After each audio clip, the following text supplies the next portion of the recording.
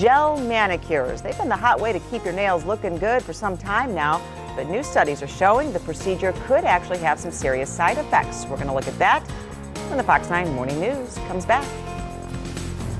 Just a few minutes. But this next story will have you asking, what the gel? Well, we are talking about gel manicures and the pros and cons of the phenomenon. A recent study in the Journal of the American Academy of Dermatology actually shows gel manicures can raise the risk of skin cancer.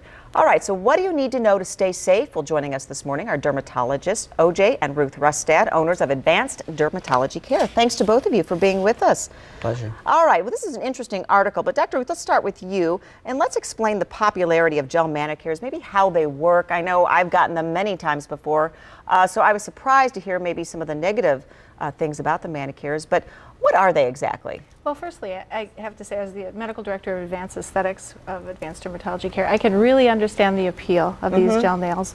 They're a premixed polymer that's applied to the nails, and then it's hardened or cured under UV light. And I can understand why people love them. They're beautiful, they're high gloss, they're flexible, and most importantly to people, they don't chip. They can last up to 2 weeks. Yeah. People come back in for little touch-ups. They need to be removed every 3 months at the most. But I mean, that's an incredible long time to have a manicure. Because a manicure only lasts a few days otherwise, Right. if you don't get something else other than just your nails and polish, right? But one of the issues with them is, well, what's the cost? Not just the cost of the manicure itself. Obviously, these gel ones are just a little bit more expensive than the regular manicure, but there's some hidden costs in terms of the chemicals applied, not only in the gels themselves, but also in the process for removing them. And we have to think about that skin cancer risk with the UV light that's going on. For those people who aren't familiar with gel nails, the polymer is applied and then the hand is placed inside a light box while the other nail is done. And it's in the light box for about 3 to 5 minutes, but 3 separate times because there's 3 layers that's applied. And it's kind to of an intense light. I mean, when I've done it, it doesn't feel hot or anything. So I never really thought about it being UV light and getting this blast of UV light. But I was surprised to read this article where now some people are showing up with little tumors on around their fingernails and on their hands from this. Is this real? It's real. It's not terribly common. There's been just a couple of reported cases in the literature of it being possibly associated with this low intensity ultraviolet light. But certainly any extra ultraviolet light that a person gets predisposes them to more damage that they've already gotten during their regular lifetime. Driving a car, doing outdoor activities, fishing, boating, those sorts of things. So anytime that UV light or light boxes are used, they're primarily composed of UVA light. And when we look at the risks, I always tell people to remember UVA stands for abnormal skin cells and aging, or cancer and premature aging. And UVB is for burn or sunburn. So these light boxes have a predominance of UVA light. Nobody wants to walk out with a sunburn or having their hands hot or burning a few minutes. So some of these light boxes, and it doesn't matter if it's a tanning bed, an at-home bed, or these little light boxes, they have up to 95% of UVA in their lights.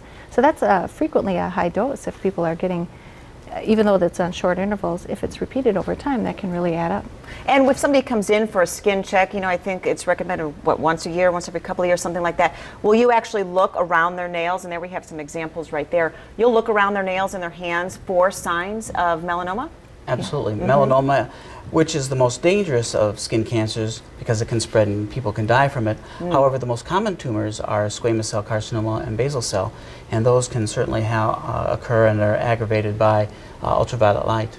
All right, just certainly another part of our bodies we need to pay attention to. And you had mentioned the chemicals, Dr. Ruth, and I know if you pick at the gel, which it's really tempting when it starts to kind of go bad, but does it ruin your nail? Is it thin it out and Cosmetically, it's really, and medically and cosmetically, it's really hard on the nails. It can kind of destroy the top layers of the nail, and Dr. OJ was going to talk a little bit about some of the actual chemicals and their carcinogen effect as well. And what are those? Well, some of them can actually cause allergic reactions, and actually some of them have been associated with skin cancer, carcinogenic, and so it's a combination of the ultraviolet light and the chemicals themselves.